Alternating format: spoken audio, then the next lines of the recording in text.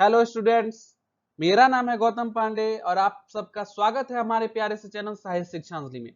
आज हम लोग एक काफी बेसिक चैप्टर पढ़ने जा रहे हैं जिसका नाम लाइफ प्रोसेस है। लाइफ प्रोसेस काफी इंपॉर्टेंट चैप्टर भी है क्योंकि बायोलॉजी क्या होता है, बायोलॉजी में हम लोग लिविंग की स्टडी करते हैं, लाइफ की स्टडी करते हैं। और इस चैप्टर में हम लोग उस लाइफ से रिलेटेड जितने भी प्रोसेसेस होते हैं, चाहे वो रिप्रोडक्शन हो, चाहे वो सर्कुलेशन हो, चाहे वो हमारी बॉडी की ग्रोथ हो, प्लांट में ग्रोथ हो या प्लांट में फोटोसिंथेसिस वाली प्रोसेस हो, जितने भी प्रोसेस होते हैं उन सब के बारे में हम इस चैप्टर में अच्छे से पढ़ेंगे। और हमारी कोशिश रहेगी कि एनसीईआरटी का जितना भी इंपॉर्टेंट टॉपिक है और इंपॉर्टेंट लाइन है वो सब हम इस वीडियो में कवर कर ले। तो चलते हैं, सबसे पहले जो चैप्टर का नाम है लाइफ प्रोसेस, तो लाइफ प्रोसेस होता क्या है वो समझते हैं। सबसे पहले लाइफ प्रोसेस होता क्या है, व्हाट इज लाइफ प्रोसेसेस। अब लाइफ प्रोसेसेस होता क्या है उसको हम लोग समझते हैं। अब देखिए हमारे बॉडी में क्या क्या होता है या किसी भी लिविंग ऑर्गेनिज्म के बॉडी में क्या क्या होता है फंक्शन। रेस्पिरेशन होता है, न्यूट्रिशन वो लेता है, सर्कुलेशन होता है ब्लड का, एक्सक्रीशन का भी प्रोसेस होता है और भी बहुत सारे प्रोसेसेस होते हैं। ये सारे के सारे प्रोसेस को हम लोग लाइफ प्रोसेस कहते हैं। अब ये प्रोसेस क्यों जरूरी होता है, एक सवाल आता है कि ये सारे के सारे प्रोसेस लिविंग ऑर्गेनिज्म में क्यों जरूरी होता है। तो ये सारे प्रोसेस जो है वो मेंटेनेंस फंक्शन का काम करते हैं। क्यों मेंटेनेंस फंक्शन का काम करते हैं? क्योंकि हमारे बॉडी में सेल्स बनते हैं और मरते भी है, यानी सेल्स बनते हैं और टूटते भी है, फिर नए सेल्स बन जाते हैं उसकी जगह पे। तो ये मेंटेनेंस फंक्शंस में ये जो प्रोसेसेस है, रेस्पिरेशन, न्यूट्रिशन, सर्कुलेशन, ये सारे प्रोसेसेस हेल्पफुल होते हैं और इसी प्रोसेस को हम लोग लाइफ प्रोसेस कहते हैं। तो वही लिखा हुआ है यहाँ पे कि the processes which together perform this maintenance functions of living organisms like respiration, nutrition, circulation, excretion, etc. are called life processes. अब लिविंग बींग्स क्या होते हैं, यानी हम कैसे कह सकते हैं कि कोई भी व्यक्ति या वस्तु सजीव है या निर्जीव है, यानी कोई भी लिविंग है या नॉन लिविंग है, ये कैसे कहेंगे। तो living beings are those who show all the characteristics of life, यानी हम लिविंग बींग्स उनको कहेंगे जो कि लाइफ के सारे कैरेक्टरिस्टिक्स या क्राइटेरिया को फॉलो करेंगे। अब आपसे कोई पूछेगा कि लाइफ की क्या क्या क्राइटेरिया होती है तो आप क्या कहेंगे, आप कहेंगे कि हाँ, जो लिविंग बींग है वो ग्रो करता है, वो साइज में ग्रो करता है, और क्या, वो मूव करता है, वो चलता है, दौड़ता है, तो वो लिविंग बींग का क्राइटेरिया है। हाँ, वो रिप्रोड्यूस करता है, उसके प्रोजेनी होते हैं, तो वो लाइफ है। और क्या, रेस्पिरेशन, हाँ वो सांस लेता है, छोड़ता है, तो ये सब क्या है, लाइफ की क्राइटेरिया है। और क्या, लिविंग बींग मरते भी है और फिर बाद में कहां चले जाते हैं, वापस से नेचर में मिल जाते हैं। तो ये लिविंग बींग की क्राइटेरिया होती है। अब और डिटेल में पढ़ते हैं कि कैसे हम किसी भी चीज को लिविंग कहेंगे या कैसे हम किसी चीज को न लिविंग कहेंगे। चलिए देखते हैं। अब डिफरेंस क्या क्या है, डिफरेंसेस क्या क्या है लिविंग और नॉन लिविंग के बीच में, हमको वो पढ़ना है। अब देखिए पहला डिफरेंस है बॉडी मूवमेंट। तो क्या आप ही बताइए कि बॉडी मूवमेंट शो किया जाता है लिविंग के द्वारा? बिल्कुल। और नॉन लिविंग के द्वारा नहीं करता है कोई भी बॉडी मूवमेंट शो। लेकिन इसी में अगर विजिबल बॉडी मूवमेंट कोई भी लिविंग थिंग्स नहीं शो कर रहा है, कहने का मतलब वो सांस ले रहा हो बट हमको दिख नहीं रहा है कि वो सांस ले रहा है, तो क्या वो लिविंग नहीं रहेगा? वो लिविंग रहेगा। विजिबल मूवमेंट हम कह सकते हैं। बॉडी मूवमेंट में भी किस टाइप का movement, visible movement, not outer movement. Visible movement criteria है लिविंग का। ब्रीदिंग, ब्रीदिंग पे आते हैं, सांस लेता है लिविंग बींग? बिल्कुल लेता है। और नॉन लिविंग नहीं लेता है। रिप्रोडक्शन की बात करें तो क्या लिविंग बींग रिप्रोड्यूस करते हैं? करते हैं। नॉन लिविंग थिंग्स नहीं करते हैं। कॉन्सियसनेस, कॉन्सियसनेस क्या होता है, कॉन्सियसनेस मतलब चेतना। हम आपके आंखों पर टॉर्च जला रहे हैं और आपकी पलकें क्या करेगी, उसके रिस्पॉन्स में झपकेंगी, तो ये क्या है, कॉन्सियसनेस है। तो लिविंग थिंग कॉन्सियसनेस शो करते हैं, कर रहे हैं। नॉन लिविंग थिंग्स नहीं करते हैं। ग्रोथ का बात हुआ, ग्रोथ करते हैं लिविंग थिंग्स, बिल्कुल लिविंग थिंग्स ग्रो करते हैं। और नॉन लिविंग थिंग्स ग्रो नहीं करते हैं। तो ये सारी बातें आपको याद रहनी चाहिए, बेसिक बातें हैं ये सब, बिल्कुल ध्यान में रहनी चाहिए। अब यहां पर एक फ्लो चार्ट दिया गया है जो सिंपल से कॉम्प्लेक्स ऑर्गेनाइजेशन की तरफ बढ़ रहा है। और ये एनसीईआरटी में भी दिया गया है बट फ्लो चार्ट के फॉर्म में नहीं दिया गया है, लाइन में लिख दिया गया है, तो याद करने में मुश्किल होगा, इसलिए यहां पर हमने फ्लो चार्ट के रूप में इसको अरेंज किया है। तो देखते हैं क्या कह रहा है।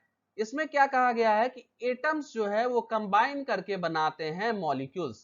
तो ये तो हमने केमिस्ट्री में भी पढ़ा था कि एटम्स होते हैं छोटे छोटे और ये क्या करते हैं, कंबाइन करके मॉलिक्यूल्स बना लेते हैं, मॉलिक्यूल्स बना लेते हैं। तो मॉलिक्यूल्स अब आगे क्या कह रहा है, मॉलिक्यूल्स आगे कह रहा है कंबाइन करके क्या बनाए, सेल्स बना रहे हैं। तो सेल्स पता है आपको, बायो में बेसिक फंक्शन करता है सेल, तो मॉलिक्यूल्स बना रहे हैं सेल। अब ये जो सेल है, ये सेल कंबाइन करके क्या बना रहा है, टिश्यू बना रहा है। आपको पता है कि सेल कंबाइन करके टिश्यू बनाता है, और ये जो टिश्यू है ये कंबाइन करके क्या बना रहा है, ये टिश्यू कंबाइन करके ऑर्गन्स बना रहा है। अब ऑर्गन बन गया, ऑर्गन जो है वो कंबाइन करके क्या बना रहा है, ऑर्गन फॉर्म कर रहा है, ऑर्गन सिस्टम। हमारे बॉडी में, ह्यूमन बॉडी में ऑर्गन सिस्टम होता है, यानी हम बेसिक से कॉम्प्लेक्स ऑर्गेनाइजेशन की तरफ बढ़ रहे हैं। पहले तो मॉलिक्यूल एटम था, एटम मॉलिक्यूल बनाया, मॉलिक्यूल्स जो है वो सेल्स बनाए, सेल टिश्यू बना रहा है, और टिश्यू क्या बना लिया, ऑर्गन्स बना लिया। बहुत सारे ऑर्गन मिलकर के एक ऑर्गन सिस्टम बना रहे हैं, या हम कह सकते हैं कि बॉडी सिस्टम बन रहा है। और ऑर्गन सिस्टम अब कंबाइन करके क्या बना रहा है, पूरा का पूरा ह्यूमन बॉडी। यहाँ पर ह्यूमन बॉडी का ऑर्गेनाइजेशन दिखाया गया है।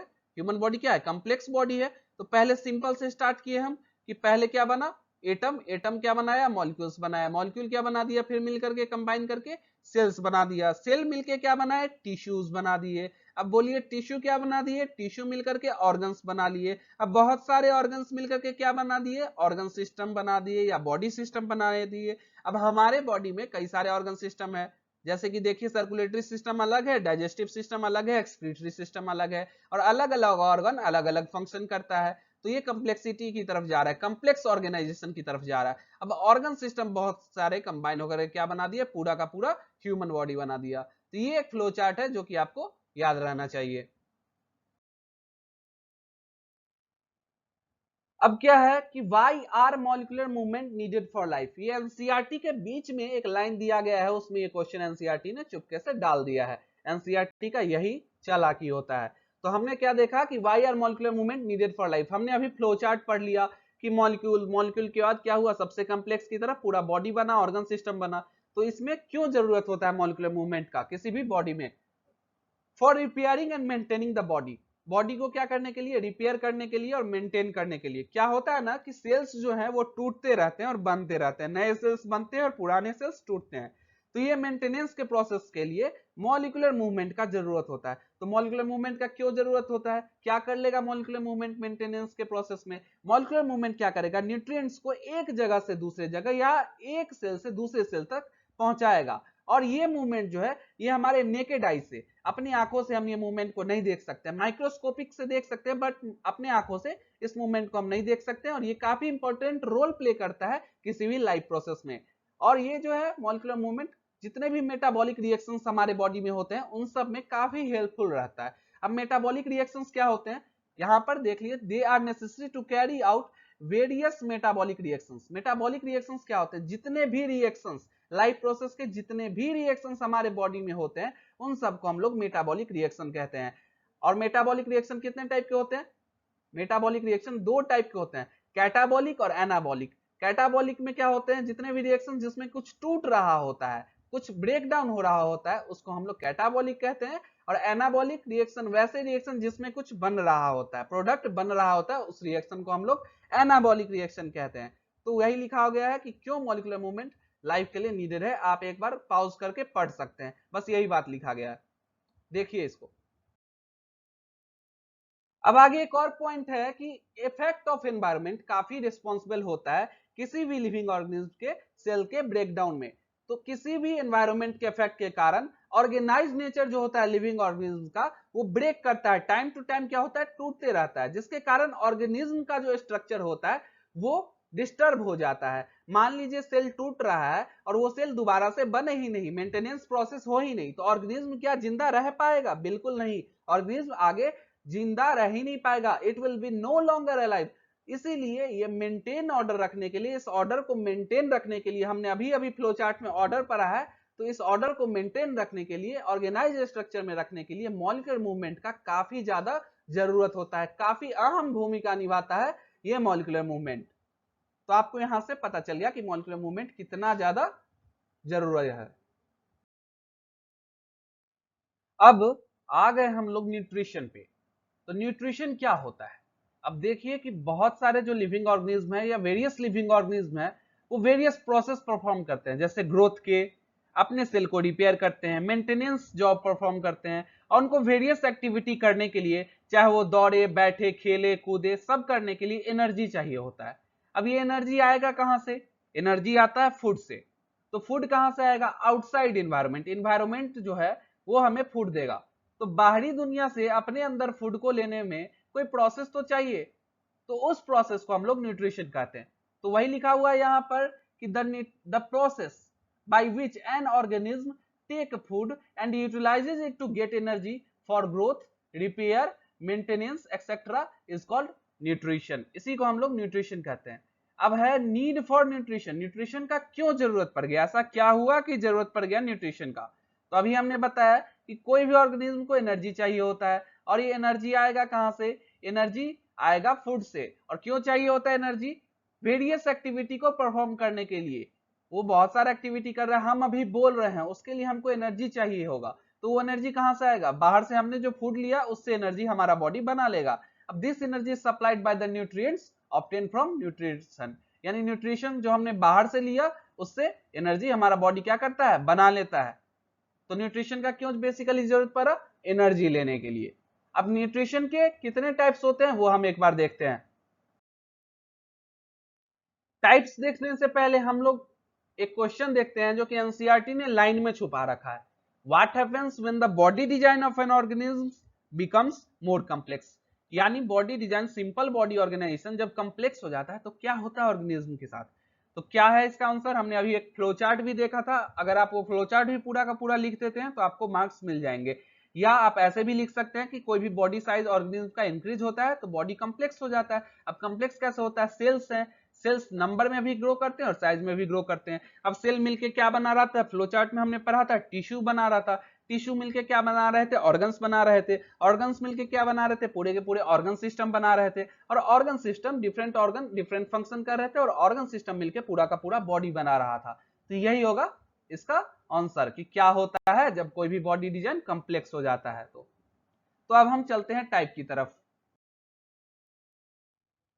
अब हम पढ़ेंगे मोड्स ऑफ न्यूट्रिशन, यानी जो टाइप्स है न्यूट्रिशन के। वो पहला टाइप में जो है वो क्या है? पहला टाइप है हमारा ऑटोट्रॉफिक न्यूट्रिशन। ऑटो है, यहां पर देखिएगा वर्ड क्या है? ऑटो। ऑटो का क्या मतलब होता है? ऑटो मतलब ही होता है सेल्फ, यानी वैसा न्यूट्रिशन जिसमें कि सेल्फ फूड प्रिपेयर किया जाए। तो देखिए क्या कह रहा है? The mode of nutrition in which an organism prepare its own food is called autotrophic nutrition. यानी वैसा न्यूट्रिशन, वैसा मोड ऑफ न्यूट्रिशन जिसमें कि कोई भी लिविंग ऑर्गेनिज्म अपना भोजन खुद बनाए, अपना खाना खुद बनाए, वैसे न्यूट्रिशन को हम लोग कहते हैं ऑटोट्रॉफिक न्यूट्रिशन। नाम से ही पता चलता है। ऑटो का मतलब क्या हो रहा है? सेल्फ। ऑटो का मतलब सेल्फ, यानी अगर सेल्फ बना रहा है फूड, अपना फूड खुद बना रहा है, तो वैसे मोड ऑफ न्यूट्रिशन को क्या कहेंगे? Autotrophic mode of nutrition. तो कौन कौन है एग्जाम्पल इसका? कौन कौन होगा? Green plants. देखिए ये जो ग्रीन प्लांट्स है ऐसा कैपेसिटी रखता है ऑटोट्रॉपिक न्यूट्रिशन का। ब्लू ग्रीन अलगी, ब्लू ग्रीन अलगी भी ऐसा कर सकता है। ब्लू ग्रीन अलगी का एक और नाम है, ब्लू ग्रीन अलगी का एक और नाम है, देखिएगा, cyanobacteria. Blue green algae को हम लोग साइनो बैक्टीरिया भी कहते हैं, साइनो बैक्टीरिया। ये सब ऑटोट्रॉपिक मोड ऑफ न्यूट्रिशन को फॉलो कर रहे हैं। ये देखिए ग्रीन प्लांट्स क्यों करते हैं? क्योंकि इसके पास ग्रीन पिगमेंट्स होते हैं, क्लोरोफिल प्रेजेंट होते हैं, इसीलिए ये क्या करते हैं? फोटोसिंथेसिस करके अपना भोजन खुद बना लेते हैं। तो ये ऑटोट्रॉपिक न्यूट्रिशन समझ में आया? जो अपना भोजन खुद बनाए उसको हम लोग ऑटोट्रॉपिक न्यूट्रिशन कहते हैं, यानी वैसा मोड ऑफ न्यूट्रिशन जिसमें कि भोजन खुद बनाया जा रहा है। अब दूसरा मोड ऑफ न्यूट्रिशन है हमारा, दूसरा न्यूट्रिशन है हेट्रोट्रॉफिक न्यूट्रिशन। क्या न्यूट्रिशन हमारा? Heterotrophic nutrition. हेट्रो मतलब जो डिपेंडेंट हो दूसरे पे, डिपेंडेंट। यहां पर क्या हो रहा है? डिपेंडेंट है, तो डिपेंड करे दूसरे पे, उसको हम कहते हैं heterotrophic mode of nutrition. The mode of nutrition in which an organism obtain its food from another organism is called heterotrophic nutrition.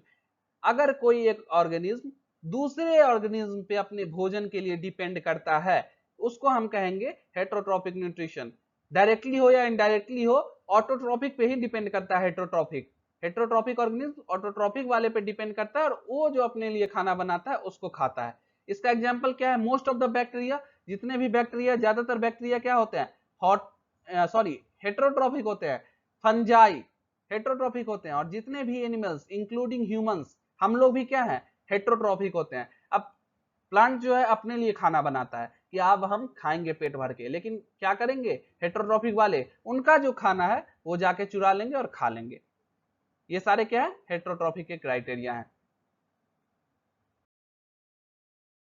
यहां पर देखिए दिया गया ग्रीन प्लांट है, ये क्या है, ये ग्रीन प्लांट्स है। ग्रीन प्लांट्स क्या कर रहे हैं, ग्रीन प्लांट्स फोटोसिंथेसिस का प्रोसेस परफॉर्म कर रहे हैं। यहाँ पर सन है, सनलाइट के प्रेजेंस में क्या हो रहा है, फोटोसिंथेसिस कर रहे हैं, यानी अपना फूड खुद बना रहे हैं। तो ये क्या होंगे, ये ऑटोट्रॉप्स होंगे। अब ये देखिए यहाँ पर क्या है, खरगोश है, ये क्या है, रैबिट है। अब ये रैबिट आया और ये क्या कर रहा है, गाजर है इसके हाथ में, कैरेट है। तो ये प्लांट जो अपने लिए फूड बनाया था उसको क्या कर रहा है, खा रहा है, यानी क्या कर रहा है, ये ऑटोट्रॉफ्स पे, ये हेटेरोट्रॉफ डिपेंड कर रहा है अपने भोजन के लिए। तो जो दूसरे पे डिपेंड कर रहा है वो क्या है, हेटेरोट्रॉफ, यानी प्लांट पे डिपेंड कर रहा है ये रैबिट, ये क्या है हेटेरोट्रॉफ, जबकि प्लांट क्या है ऑटोट्रॉफ्स। तो डायग्राम से क्लियर हो गया ऑटोट्रॉफ और हेटेरोट्रॉफ क्या होता है।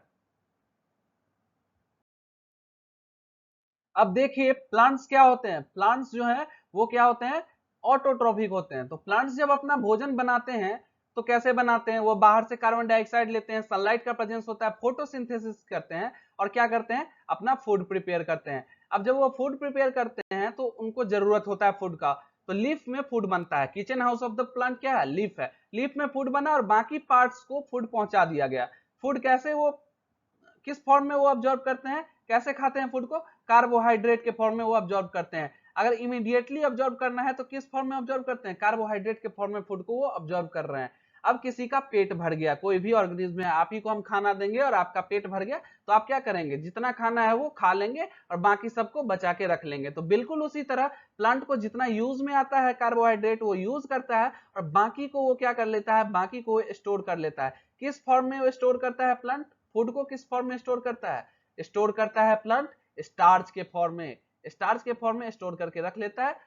कहां स्टोर करता है, रूट में स्टोर करता है। रूट जो होता है प्लांट का वो स्वेल कर जाता है इसी स्टोरेज के कारण, और इसीलिए देखते होंगे कैरेट हो गया या स्वीट पोटैटो हो गया, ये क्यों फूला हुआ रहता है, वो रूट है, क्यों फूल जाता है, फूल जाता है क्योंकि उसमें प्लांट अपना फूड को स्टोर कर देता है, स्टार्च के फॉर्म में स्टोर करता है। वहीं अगर ह्यूमन की बात करें, ह्यूमन किस फॉर्म में स्टोर करता है, ह्यूमन या एनिमल्स किस फॉर्म में स्टोर करते हैं, ग्लाइकोजेन के फॉर्म में। एनसीईआरटी में दिया हुआ है, एनसीईआरटी में ये दिया हुआ है, लाइन बाय लाइन अगर आप पढ़ते हैं तो आपको पता चलेगा कि ग्लाइकोजेन के फॉर्म में कौन स्टोर करता है फूड को, स्टोर कर रहा है, कौन कर रहा है, एनिमल्स कर रहे हैं। एनिमल्स अगर स्टोर कर रहे हैं तो ग्लाइकोजन के फॉर्म में, प्लांट्स फूड को स्टोर किस में कर रहे हैं, अगर इमीडिएटली यूज किए, ये क्या है, अगर इमीडिएटली यूज किए, इमीडिएटली तो कार्बोहाइड्रेट के फॉर्म में यूज करेंगे, अगर स्टोर करना हो तो स्टार्च के फॉर्म में करेंगे, वहीं पे एनिमल्स ग्लाइकोजन के फॉर्म में। तो हमको यहां से ये पता चल रहा है कि प्लांट्स अब्जॉर्ब कर रहे हैं कार्बोहाइड्रेट के फॉर्म में, और वही कार्बोहाइड्रेट अगर स्टोर करना हो तो किस फॉर्म में कर रहे हैं, काफी इंपॉर्टेंट है, स्टार्च के फॉर्म में। और एनिमल किस फॉर्म में स्टोर कर रहा है, ग्लाइकोजन के फॉर्म में। तो ये याद रखिएगा, बहुत इंपॉर्टेंट है। अब हेट्रोट्रॉपिक न्यूट्रिशन की बात करें तो हेट्रोट्रॉपिक न्यूट्रिशन भी तीन टाइप के होते हैं। अब क्या क्या होता है, पहला है सेप्रोफाइटिक न्यूट्रिशन। सेप्रोफाइटिक न्यूट्रिशन एक ऐसा टाइप का न्यूट्रिशन है जिसमें कि ऑर्गेनिज्म क्या करता है, फीड करता है, यानी डेड और डिकेइंग मैटर पे डिपेंड करता है। डिकेइंग कहने का मतलब सड़ा गला और मरे हुए चीज पे ऑर्गेनिज्म डिपेंड करता है, जैसे कि फंजाई, फंजाई जो होते हैं वो सड़े गले चीज को खाते हैं, उन्हीं पे डिपेंड करते हैं। तो ऐसे मोड ऑफ न्यूट्रिशन को क्या कहेंगे, सेप्रोफाइटिक मोड ऑफ न्यूट्रिशन। ये हेटेरोट्रॉफिक का ही टाइप है। दूसरा टाइप है parasitic mode of nutrition. Parasitic mode of nutrition ऐसा टाइप है न्यूट्रिशन का जिसमें ऑर्गेनिज्म किस पे फीड करता है, इसमें लिविंग होस्ट पे फीड करता है। वहां पर मरे हुए होस्ट पे कर रहा था, जब मरे हुए पे कर रहा था तो क्या होगा, सेप्रोफाइटिक। जब लिविंग होस्ट पे डिपेंड कर रहा है तो क्या होगा, पैरासाइटिक न्यूट्रिशन। जैसे कि इसका एग्जांपल क्या होगा, cuscuta, ticks, lice, leeches and tapeworm. ये सब क्या होता है, लाइस क्या होते हैं, टिक्स क्या होते हैं, अगर ये सब नहीं पता है तो हम इमेज भी दिखा दे रहे हैं इसका। अब देखते हैं तीसरा, होलोजोइक न्यूट्रिशन क्या होता है। होलोजोइक न्यूट्रिशन एक ऐसा टाइप है न्यूट्रिशन का जिसमें कि ऑर्गेनिज्म क्या करता है, पूरा का पूरा फूड क्या करता है, लेता है और ब्रेक करता है उसको इनसाइड द बॉडी। ह्यूमन भी ऐसा ही करता है। ह्यूमन हम लोग जो है वो कैसे करते हैं, पहले हम फूड को क्या करते हैं, निवाला बना के अपने अंदर चबाते हैं और डालते हैं अपने अंदर पेट के अंदर, और क्या करते हैं, ब्रेक डाउन, यानी डाइजेशन जो होता है फूड का हमारे बॉडी के अंदर होता है। तो वैसे ऑर्गेनिज्म को होलोजोइक न्यूट्रिशन कहेंगे। वैसा ऑर्गेनिज्म जो पहले फूड को लेता है अपने बॉडी के अंदर और जितना भी ब्रेक डाउन होता है उस फूड का, यानी डाइजेशन का जो प्रोसेस होता है वो बॉडी के अंदर होता है, उस प्रोसेस को हम लोग या उस न्यूट्रिशन को हम लोग होलोजोइक न्यूट्रिशन कहेंगे। इसका एग्जाम्पल है अमीबा, ह्यूमन भी इसका एग्जाम्पल होगा। तो हेटरोट्रॉपिक हम लोग देख लिए। अब हेटरोट्रॉपिक मोड ऑफ न्यूट्रिशन के जो एग्जांपल्स थे उनके कुछ पिक्चर्स हम लोग देखते हैं। यहां पर जो ये है, ये क्या है, ह्यूमन हेड है। ह्यूमन हेड में क्या हो गए हैं, लाइसेस, जू जो हो जाते हैं उसका इमेज है। ये क्या है, ये फंजाई है, फंजाई का एग्जांपल है। यानी मशरूम दिख रहा है हमें, ये मशरूम है तो ये फंजाई का एग्जांपल है। ये क्या है, ये टिक्स है। टिक्स कहां पे हो जाते हैं, डॉग के रेसे में हो जाते हैं, काऊ में होते हैं, ये सब टिक्स हैं। ये क्या है, ये कस्कुटा का हाँ कस्कुटा का फिगर है, कस्कुटा। इसको अमरबेल भी कहा जाता है, अमर बेल का पौधा है। तो यही था इमेज हेटरोट्रॉपिक का। अब हम जो फोटोसिंथेसिस है और क्रॉस सेक्शंस ऑफ लीव्स है वो अब हम लोग पार्ट 2 में जो आएगा उसमें हम लोग पढ़ेंगे। चलिए तब तक के लिए धन्यवाद। जय हिंद, जय भारत।